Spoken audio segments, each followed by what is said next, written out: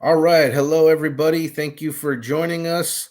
You are on the Cal Cairo live broadcast today with my special guest, Dr. Beau Pierce. Hopefully you can see us both here. How you doing, Beau? Can you hear me and see me?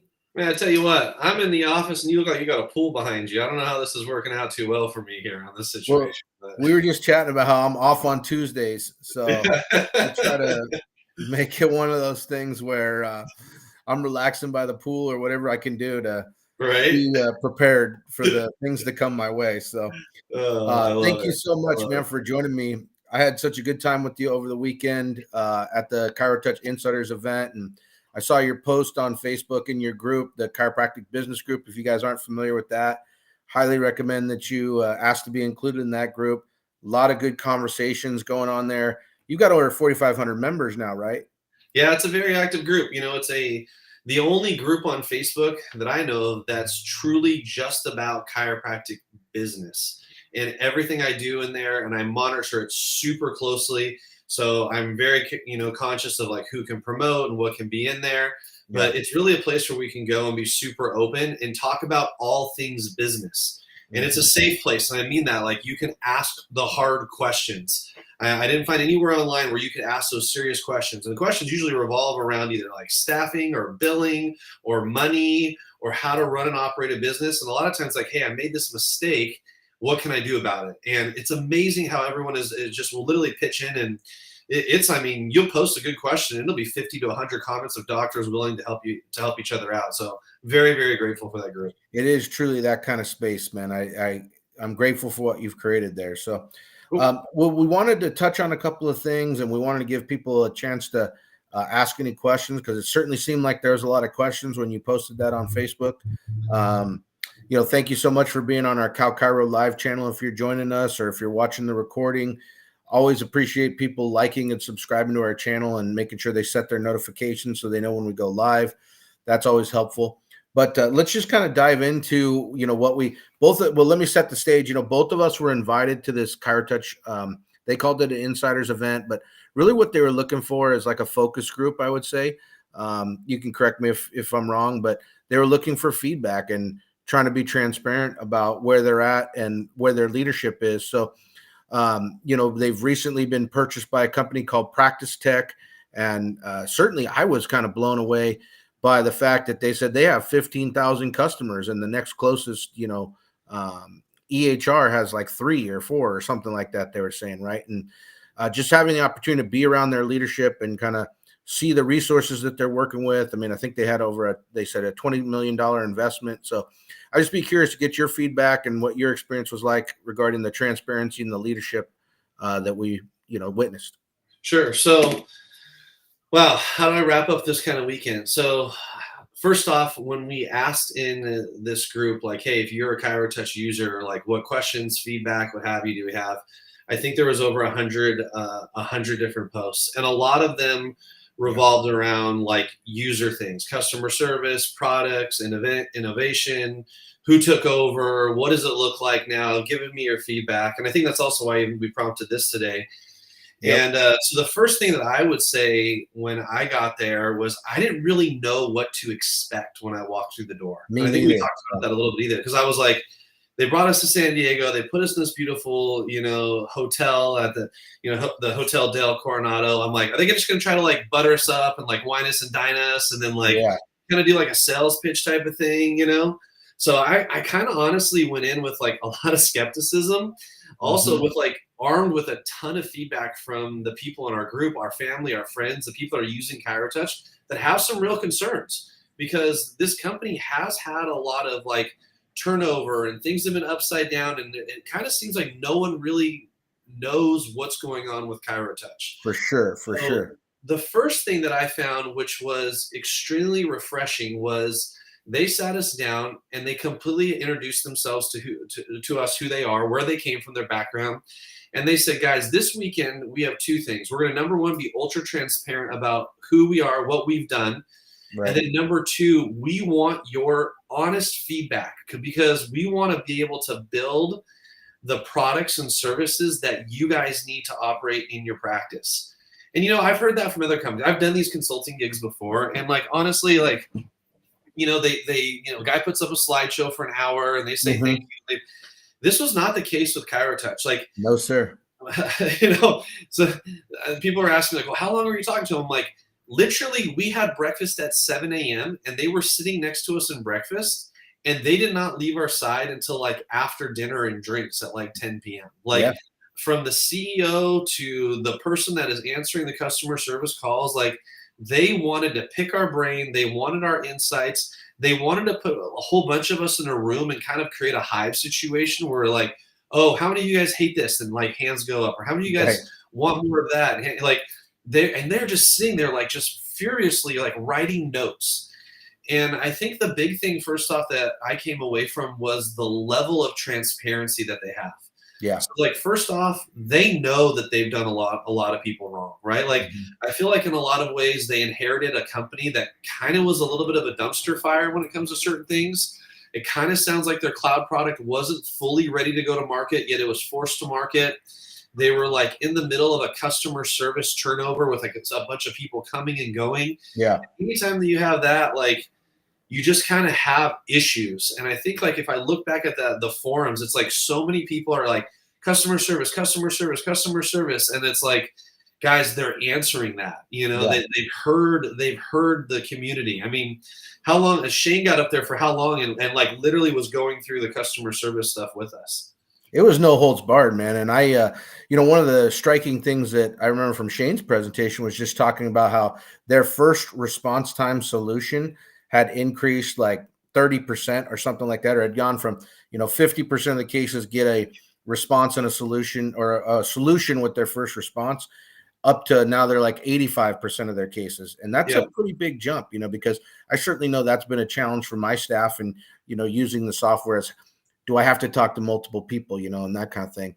And then just the sheer number of people that they have on their customer service team. We're talking about 90 people committed to not only the cloud product, but the server-based product, right? And it was communicated to us numerous times, that they're not going away from the server-based product. I know there's people out there that are concerned. Do I have to be forced to the cloud? And that even you and I talked about that. Like, Yeah. are we ready to make that jump, kind of thing? And so that was reassuring to me. But I wanted to just touch on the next kind of subject too, regarding the technology that they discussed and some of the innovations that they discussed and that type of thing, because I know you're right at the forefront of that, or you were at the forefront of that discussion. So why don't you share with us some of your takeaways with regards to that?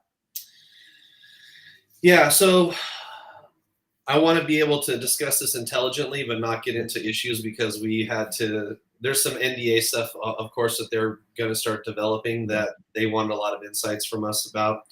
I will first off say that AI technology is very real. Mm-hmm. It's very much at the forefront of their thought. It is very much literally centered around number one, how can I make you a better doctor? And Right. number two, how can I get you paid faster and paid more even than you think you can? Sure. Those are kind of the big things as far as what their AI technology is revolving around right now.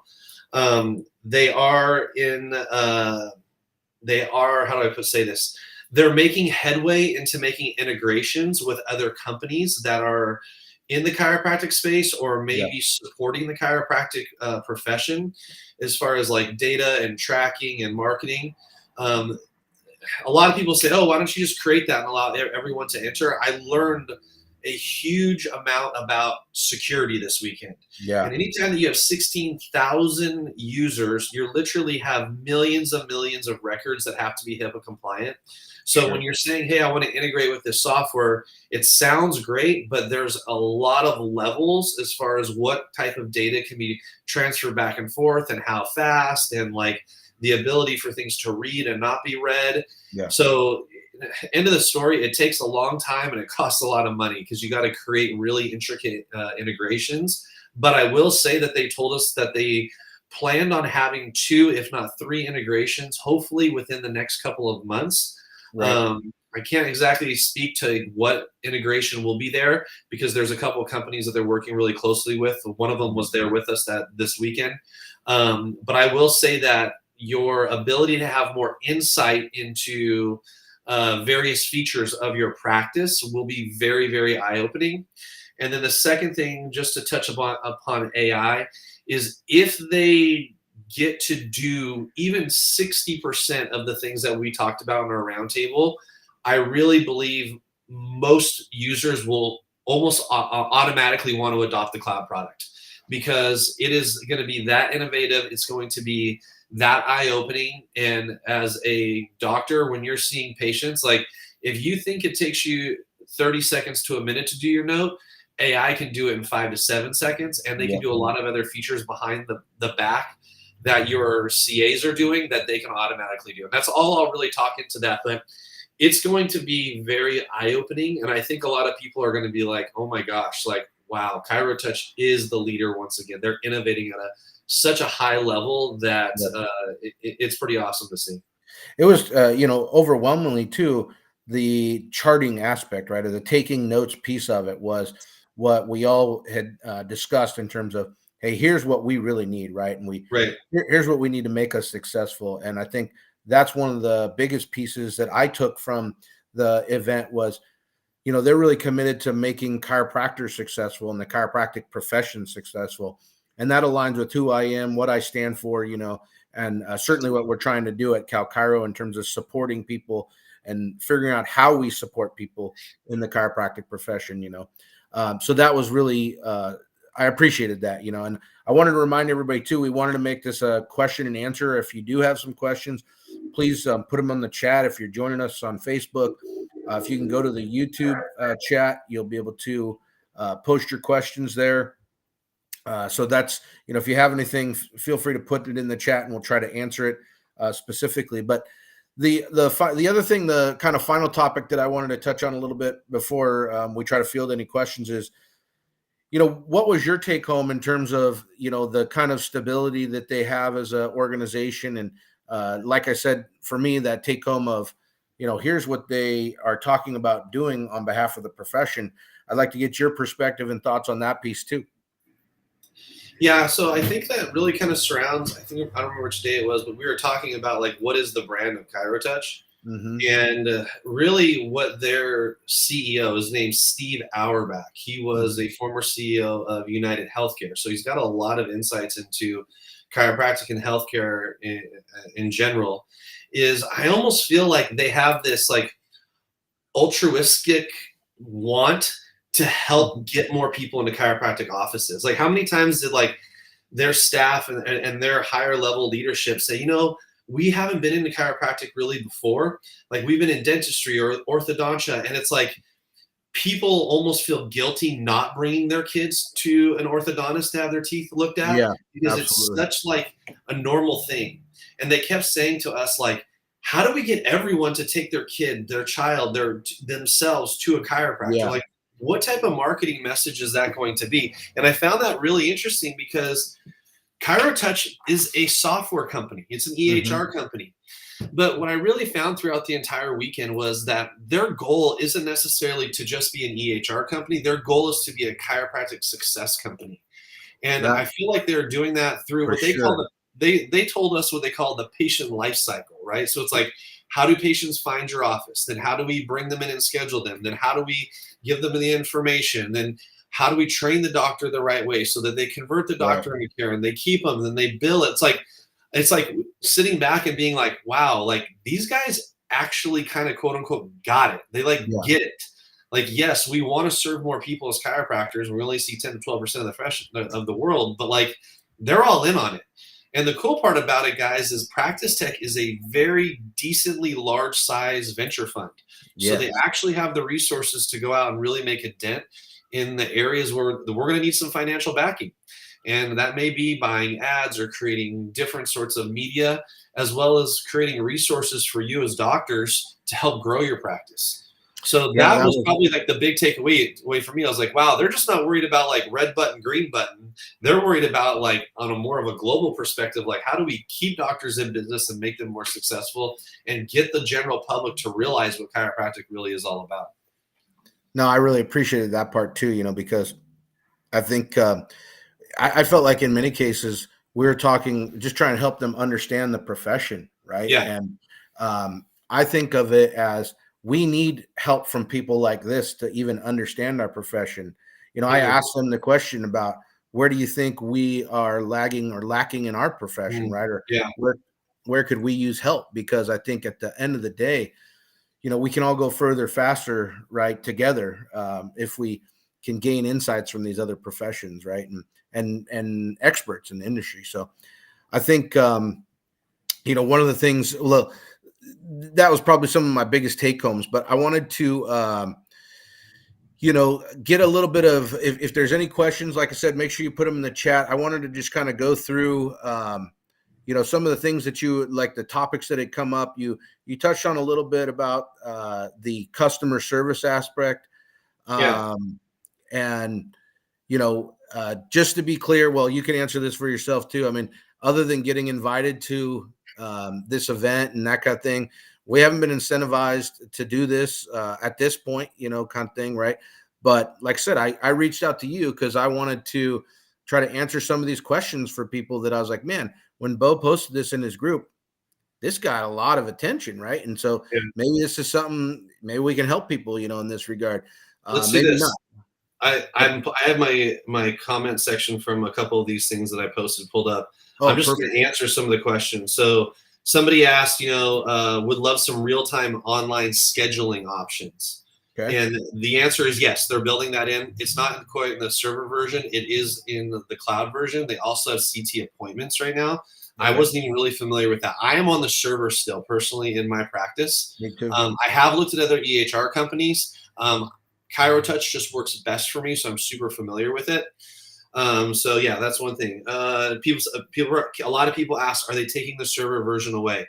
And the answer is no. But I will say this. They did tell us that most of their resources, meaning a lot of the newer updates that are going to be coming on, are going to be focused on the cloud version. So obviously, their focus is building a cloud product, but they still want to maintain the stability of the server product. Now, one thing that was super interesting to me is when it came to customer service, they asked us to write down, or at least raise our hand, how many calls they thought that they received a month. Do you remember that?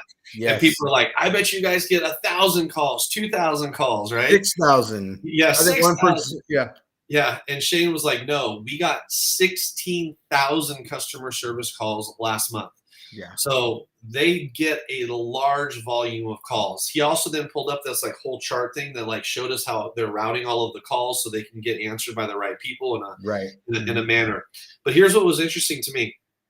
I don't know if you were at my table when he said this, but he said of the 16,000 calls, over, I think it was 8,500 of them or more just had a question about a server issue. And he's like, and of those 8,500, there was a good percentage where it was more of a hardware issue, not a software issue. Yeah. And I feel like what they're seeing is, hey, look, if we can build a cloud-based product that all you need is Wi-Fi, you don't have to worry about the server, we're going to be able to reduce a lot more of those types of phone calls, which will even then provide better customer service as a general, as a whole. I mean, you reduce 4,000 to 8,000 phone calls, because of a server issue, then of course your uptime is going to be a lot faster from that. Yeah, that was a big take home for me too, man. I kind of had that realization just for my own self, because I know a lot of the things that we've had trouble with in our office are server based, right? I do have one question here in the chat that came up from Brian Recker. He said, where will the billing system be based out of? And then India ? I don't remember him saying that. No, when it came to their billing, I know there were some people that were billing experts in the room. So I'm not exactly sure who they're going to be using as far as their billing system. But this does bring up a good point, because there was a question, and I would even raised it, about customer service being outsourced. Yeah. And what they told us is they did have a decent size of their customer service team outsourced, and now it's less than 25%. So they reduced that. But what Shane also said, he said in the same breath, he said, guys, we ask for feedback after every single customer service call. And he goes, the people that we are using for our outsourced services actually have a higher customer service grade than those who are sitting in our San Diego office. And he goes, we're very, very particular about that. We want to make sure that the people that we outsource to know chiropractic, know what's going on, know how to answer you better. And Right. sometimes, guys, like just because of how much we have to pay everyone in the United States, we could transfer those fees to a different country and get a better quote unquote worker than someone here in the US based working. So I thought that was an interesting. Interesting dilemma. Yeah. Did you have any more of the other comments that you pulled out of your group and that kind of thing? That Yeah, so there was a lot of people asking about reports. They said, "Hey, like, can I get an accurate report on like my associate collections or my marketing?" And reports was something that kind of got brought up, but I kind of feel like, just to be really clear, they didn't quite have a perfect answer for us yet. I feel like they're trying to move and acquire a company outside of ChiroTouch that they can integrate in that could pull all those reports, because that seems to be somewhat of a heavy lift Yeah. internally.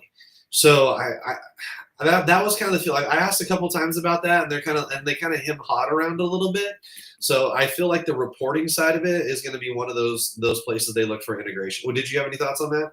Well, I think I missed that part because I was trying to get ready to get back on that plane and get that shuttle and everything like that. But I agree. Even when we were sitting at that final table, the reporting, it didn't seem like as big of a priority as like the schedule. Well, the scheduling and the charting, taking the notes was probably the most. And Yeah. I mean, I could just see, brainstorming some ways that people could really streamline their system, right? And I think that my takeaway from that final table was just understanding that practice math of, here's my office visit average, right?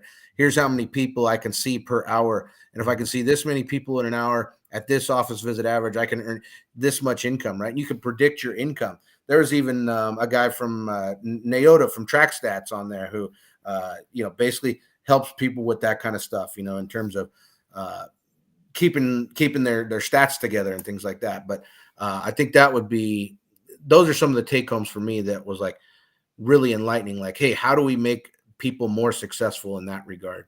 One of their partners, Dale, asked me an interesting question, and inside my group's Amber Blue asked this. She said, I think it's Amber, would like to know more about integration with other health practitioners, functional medicine tools.